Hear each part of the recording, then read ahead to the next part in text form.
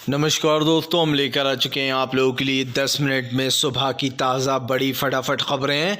बताएंगे दोस्तों आखिरकार क्यों प्रधानमंत्री नरेंद्र मोदी के ऊपर भड़क गए कन्हैया कुमार। कहा फिलहाल बीजेपी सिर्फ देश को लूटने का काम कर रही है, 10 साल से देश के हिंदू भाइयों को ठग रही है। कन्हैया कुमार ने कहा कि बीजेपी देश के हिंदू भाइयों को ठग कर देश को ये एहसास दिलाने की कोशिश कर रही है कि वो हिंदुत्ववादी पार्टी है, लेकिन वो हिंदुओं को ठगने में लगी है। राहुल गांधी ने बीजेपी के ऊपर बोला हमला। राहुल गांधी बोले फिलहाल प्रधानमंत्री को हर चीज़ में हिंदू मुसलमान दिखता है। अब कांग्रेस के मैनिफेस्टो पर सवाल उठाने पर प्रधानमंत्री पर भड़क गए राहुल गांधी। राहुल गांधी ने कहा कि बीजेपी कहती है कि हमारा मैनिफेस्टो मुस्लिम लीग है। राहुल ने कहा कि फिलहाल बीजेपी 10 साल से सिर्फ हिंदू मुसलमान कर रही है। प्रधानमंत्री कभी ये नहीं बताते कि उन्होंने 10 साल में छात्रों के लिए क्या किया, उन्होंने पेपर लीक को रोकने के लिए क्या किया, कैसे देश के युवाओं की बेरोजगारी मिटेगी। इन सवालों के जवाब प्रधानमंत्री के पास नहीं है। प्रधानमंत्री नरेंद्र मोदी ने बीजेपी के कांग्रेस के ऊपर बोला हमला। प्रधानमंत्री बोले कांग्रेस सिर्फ देश के टुकड़े टुकड़े करना चाहती है और कुछ नहीं। दरअसल प्रधानमंत्री ये आरोप लगा रहे हैं कि कांग्रेस देश के टुकड़े टुकड़े करना चाहती है। प्रधानमंत्री ने यह भी कहा कि फिलहाल कांग्रेस का वही पुराना विजन है जिसके ऊपर वो राजनीति करती थी। इसको लेकर फिर से एक बार प्रधानमंत्री ने विपक्ष को लपेटा तो विपक्ष ने बीजेपी के ऊपर हमला बोल दिया।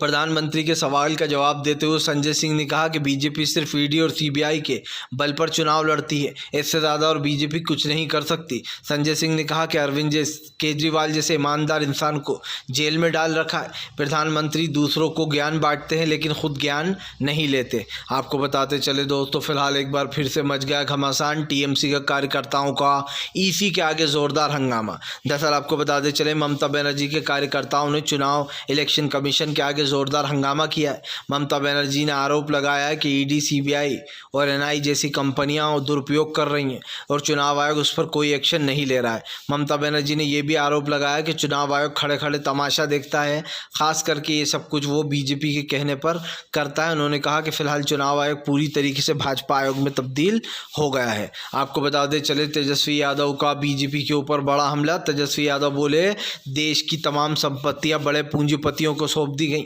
किसानों को कुछ नहीं मिल पाया। तेजस्वी यादव ने सरकार पर निशाना साधते हुए कहा कि उन्हें शर्म आती है नीतीश कुमार के ऊपर। नीतीश कुमार इतने ज़्यादा झुक गए हैं कि वो झुक झुक कर दूसरों के पैर भी छूने लगे। दरअसल तेजस्वी ने फिर से वही जिक्र छेड़ दिया जब नीतीश कुमार ने 2 दिन पहले प्रधानमंत्री के पैर छुए थे। आपको बताते चले तेजस्वी यादव ने कहा कुछ तो मजबूरियां हैं जो माननीय मुख्यमंत्री इस तरीके से नतमस्तक हो गए नरेंद्र मोदी के सामने। आपको बताते चले नीतीश कुमार के ऊपर यह आरोप लग रहा है कि उन्होंने खास कर ये जो भी कर रहा है, यानी कि प्रधानमंत्री के जो पैर छूना है वगैरह है, ये सब कुछ डर के मारे कर रहे हैं क्योंकि वो डरे हुए हैं। आपको बताते चले दोस्तों भारतीय जनता पार्टी के ऊपर जमकर फट पड़े जो है यहाँ पर दोस्तों किसान नेता राकेश टिकैत बोले अब तक सरकार ने किसानों को नहीं दी एमएसपी, किसान सरकार बदलेगा। दरअसल राकेश टिकैत दावा कर रहे हैं कि किसान ही सरकार बदलेगा क्योंकि किसान को एमएसपी की गारंटी नहीं मिली। किसान नेता राकेश टिकैत ने कहा देश में बड़ा आंदोलन होगा और ये सरकार भी बदलेगी। आपको बताते चले राकेश टिकैत ने साफ कहा है सरकार बदलेगी तो किसानों की गारंटी भी मिल जाएगी। एक बार फिर से जो है यहाँ पर दोस्तों आपस में ही भिड़ गया इंडिया वर्सेस एनडीए। अब सीधी टक्कर इंडिया वर्सेस एनडीए में 102 सीट पर। दरअसल आपको बताते चले बहुत जल्दी पहले चरण का चुनाव करीब आने वाला है। उसको लेकर जो है यहाँ पर विपक्ष और ख़ास कर बीजेपी दोनों ही अपने अपने तरीके तैयार हो चुके हैं। एक तरफ एनडीए है तो दूसरी तरफ इंडिया है। एनडीए वर्सेस इंडिया में ज़बरदस्त टक्कर होती हुई नज़र आ रही है। आपको बताते चलें फिलहाल एक चीज़ तो साफ़ हो चुकी है कि अब इंडिया गठबंधन जो है यहाँ पर एनडीए को टक्कर देने वाला है, लेकिन इंडिया गठबंधन ने साफ कर दिया कि 2024 में वो अपनी सरकार बनाने जा रहा है। और ये चीज़ तो साफ़ हो जाती है कि अब सरकार बनी तो बीजेपी के जितने भी काम है कांग्रेस ने कहा वो हम सारे काले कारनामे निकालेंगे। आपको बताते चले दोस्तों प्रधानमंत्री नरेंद्र मोदी और जो है यहाँ पर दोस्तों आपस में ही भिड़ गए एकनाथ शिंदे। दरअसल आपको बताते चले बीजेपी एकनाथ शिंदे से नाराज़ चल रही है और उसका कहना है कि वो जो है यहाँ पर टिकट बंटवारे को लेकर खास कर बीजेपी और शिंदे नाराज़ चल रहा है। लेकिन आपको बताते चले इस सब का फ़ायदा अब संजय रावत ने उठा लिया। संजय रावत ने बीजेपी को घेरते हुए कहा कि बीजेपी अपनी पार्टी को ही संभाल नहीं पा रही है। उन्होंने नकली शिवसेना बताया एकनाथ शिंदे की पार्टी को। उन्होंने कहा उद्धव ठाकरे की शिवसेना का नाम चुरा कर चुनाव आयोग ने शिंदे को दे दिया। ये सरासर नाइंसाफ़ी तो है ही, लेकिन देश की जनता ने देखा कि किस तरीके से एक पार्टी का नाम दूसरी पार्टी को दे दिया जाता है। इसके घेरे में जमकर उन्होंने लपेटा। यही नहीं, उन्होंने जमकर हमला बोलते हुए कहा कि फ़िलहाल पूरी दुनिया ने ये तमाशा देखा है, अगर इसको भी सही ठहराना है तो ठहरा सकते हैं प्रधानमंत्री नरेंद्र मोदी। आपको बता दें चले दोस्तों, फ़िलहाल आने वाले समय में लोकसभा की 400 सीटों को लेकर जो प्रधानमंत्री ने दावा किया है, मल्लिकार्जुन खड़गे ने उसको फर्जी बता दिया है। दरअसल प्रधानमंत्री ने कहा था कि अब की बार वो 400 सीटें जीतेंगे, इसको मल्लिकार्जुन खड़गे ने फर्जी करार दिया। उन्होंने कहा कि सारे धतकर्म करने के बाद, हिंदू मुसलमान लाने के बाद, ईवीएम यूज़ करने के बाद फिर भी बीजेपी 400 पार नहीं कर पा रही, वो 180 सीटों पर ही सिमट जाएगी।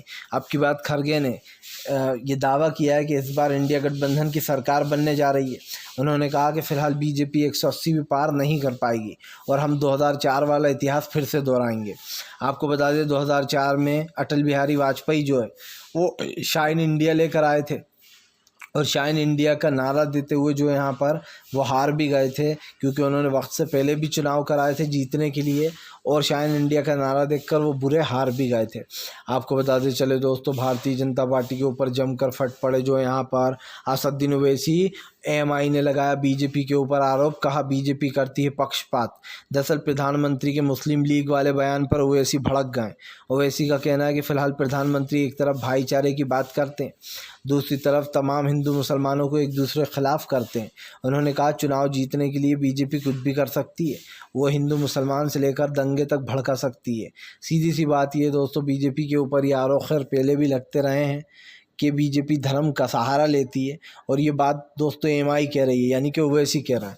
आपको बताते चले दोस्तों, फ़िलहाल अमित शाह और जो है यहाँ पर दोस्तों सीधी सी बात यह है कि इस बार अमित शाह और राहुल गांधी आपस में टकरा रहे हैं। दरअसल आपको बताते चले दोस्तों, फ़िलहाल स्मृति ईरानी को अमेठी से उतारा जाएगा।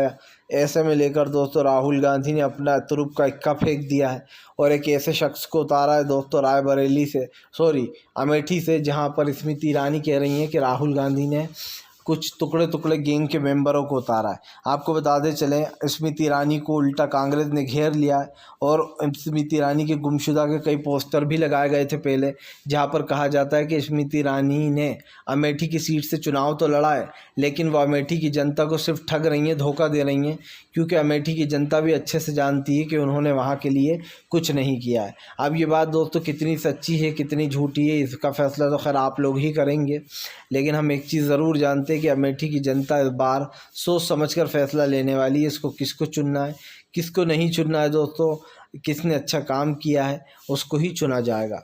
आपको बताते चले दोस्तों, फ़िलहाल एक बार फिर से जो है यहाँ पर ईवीएम को लेकर वीडियो हुआ सोशल मीडिया पर वायरल।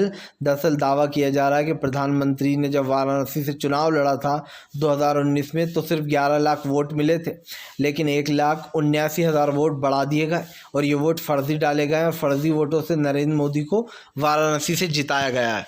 आपको बताते चले, दरअसल ईवीएम के दावे आए दिन होते रहते हैं और ईवीएम का एक वीडियो अब सोशल मीडिया पर तेज़ी से वायरल है, जहां पर हालांकि इलेक्शन कमीशन ने इस पर जवाब भी जारी किया और इलेक्शन कमीशन ने कहा कि ऐसा कुछ नहीं है, कुल वोटों की संख्या भी बताई।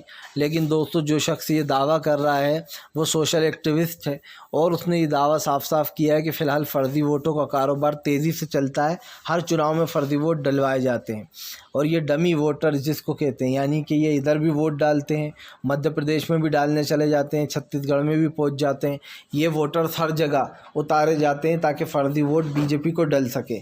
ऐसा आरोप जो है वो व्यक्ति ने लगाया है। हालांकि चुनाव आयोग इसको नकार रहा है कि ऐसा कुछ भी नहीं है, लेकिन वो व्यक्ति का दावा है कि प्रधानमंत्री को सिर्फ 11 लाख वोट मिले तो फिर 1,79,000 वोट कहाँ से आए, ये सीधा सा सवाल पूछा गया है।